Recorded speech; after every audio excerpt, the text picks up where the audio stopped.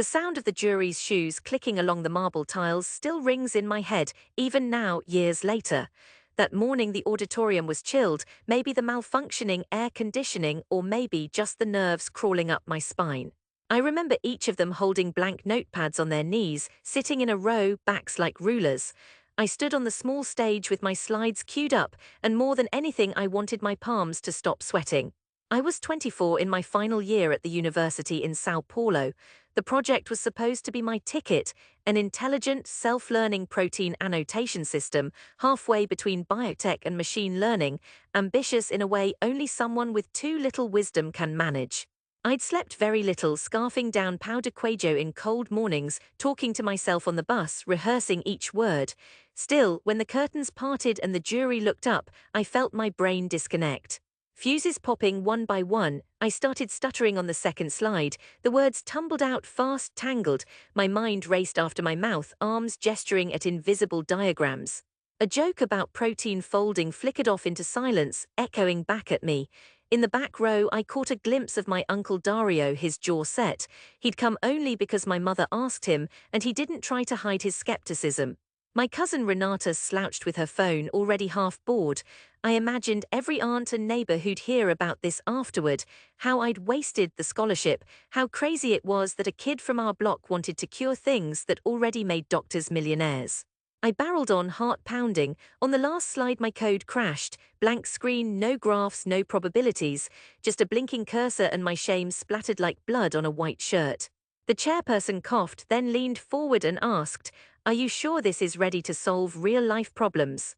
I muttered something, heat burning behind my eyes, and they thanked me in that polite, merciless way academics have when you've wasted their time.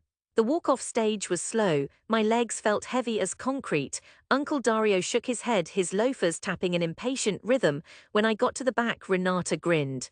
"So much for being a genius, huh?" She wasn't cruel, just pleased to see me human. It strung anyway. "We warned you," Dario said later, when we stood in the shadow of his apartment block, the hulking grey towers boxed in by traffic. "You could have worked construction, saved for a real business." He squinted, trying to see if I understood how foolish I looked. My mother squeezed my shoulder, her warmth keeping me upright, but her voice was small, careful. "Some dreams are too big, Philho." The university didn't ask me to return. They offered a polite note in my transcript, did not meet minimum defense requirements. Afterward, word got around fast.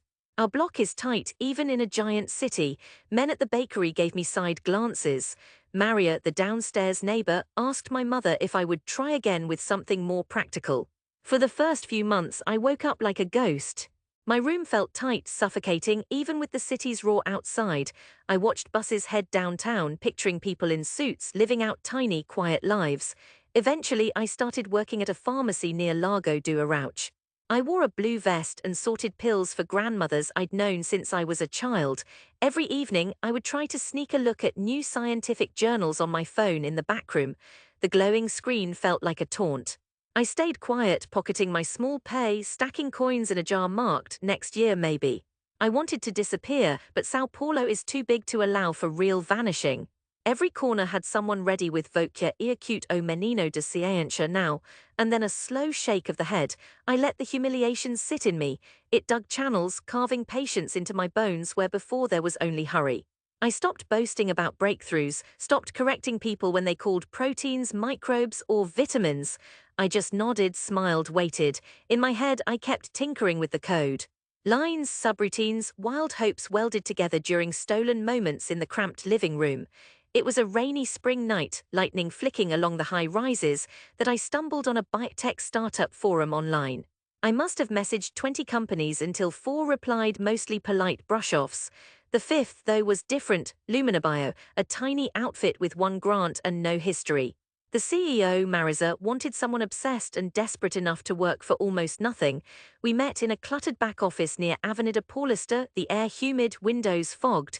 She listened, not blinking as I spilled out everything. The failure, the ridicule, the code that lived in me like a second heartbeat. "Can you show me?" she asked, only that. I opened my patched laptop, same one from the recital meltdown, the Z and X keys missing their letters. I ran the code, prayed this time it wouldn't flicker out. It didn't. Peptides spun across the screen, multiplying and learning and multiplying.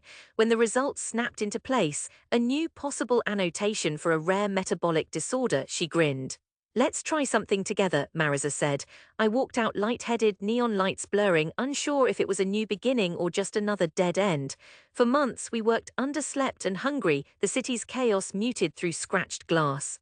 Other teams dropped out chasing safer careers. We stayed, our backs pressed to the wall. I learned that work doesn't care about your humiliation, it demands patience, lost weekends, failed attempts. Marisa laughed off minor disasters and cheered the smallest gains. Outside, buses shrieked, neighbors roared at soccer matches, but I learned to let the noise pass through. Then 2 years later we cracked it. A mixed AI biotech system, built on layers of what I'd first planned at university, now real and lean, quick as thought. It scanned complex protein structures, predicting folding errors with more accuracy than anything I'd ever seen in a paper. The demo was rough. We presented in a dim conference room at Hospital des Clínicas.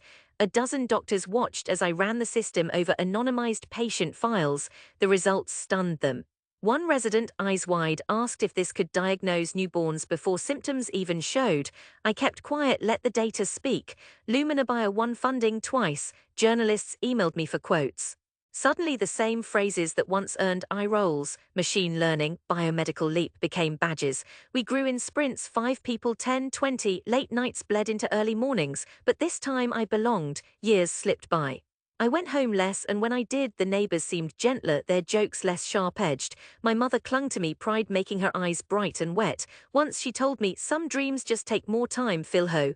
It sounded different now, stronger. When Lumina Bio reached a milestone, an official partnership with the Ministry of Health, I was invited to speak at the university that tossed me aside. Part of me wanted to refuse. Another part needed to show them and myself what I'd become.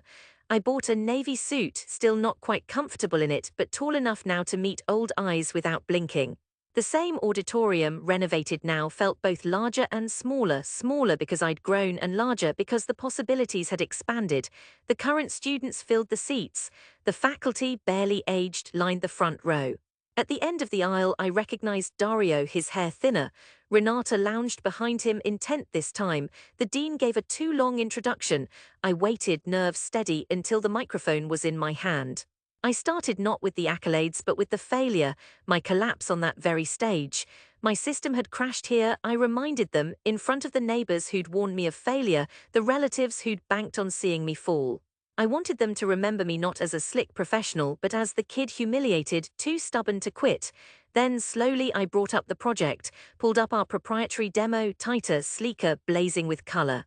I showed a live test, a patient's anonymized history flagged accurately by our tool months ahead of traditional scans. Quiet at first, the murmurs grew. One of the old jury members leaned forward, whispering frantically to the colleague beside him. A young researcher stood, her voice trembling. Did this really start here in this room? I nodded. The crowning moment came when Marisa, called up from the front, presented the partnership certificate, a government seal signed unfakeable. She handed it to me. I offered the document to the panel, letting them inspect the impossible, a stamp of authority, cool and firm beneath their fingers. The concrete proof swung the doubt in the air to something else, respect that felt almost tidal. I saw Dario with his arms folded, face unreadable, then slowly he nodded. The applause began at the back, moving forward like a breaking wave. Cameras flashed. Someone shouted, Boa Garoto. After, as students pressed around me, I saw Renata in the crowd. She found me later outside, hands jammed in the pockets of a faded denim jacket. I guess you're really the genius now, she said, smile crooked. I had a lot of help. I shrugged but couldn't hide my pride. Back at my mother's apartment, the entire block seemed to have squeezed itself inside. Neighbors pressed around plastic tables, aunts spooning rice and beans, small cousins buzzing underfoot. Dario found me by the window, looking out over the city lights. You proved us wrong, he said quietly. Sometimes that's the best thing a man can do. I lifted my beer, toasting the night. I did it so we could all be proud. He smiled, narrow but honest. The night spun gently on, music and laughter spilling out into stairwells. For the first time, I didn't feel out of place or a disappointment. Instead, I stood rooted in my neighborhood, every bruise and triumph weaving together, solid beneath my feet. Later, in the quiet after, I joined my mother on the balcony, watching the city stretching infinitely, headlights curling like constellations. You never gave up, she said. No, I replied, I just needed time. I thought of patience, the silences I'd swallowed, the hours spent feeling invisible. I saw that success wasn't a punchline, but the quietly relentless push through humiliation and skepticism. I watched Sao Paulo breathing as alive and relentless as any dream. It was mine now and I had come home.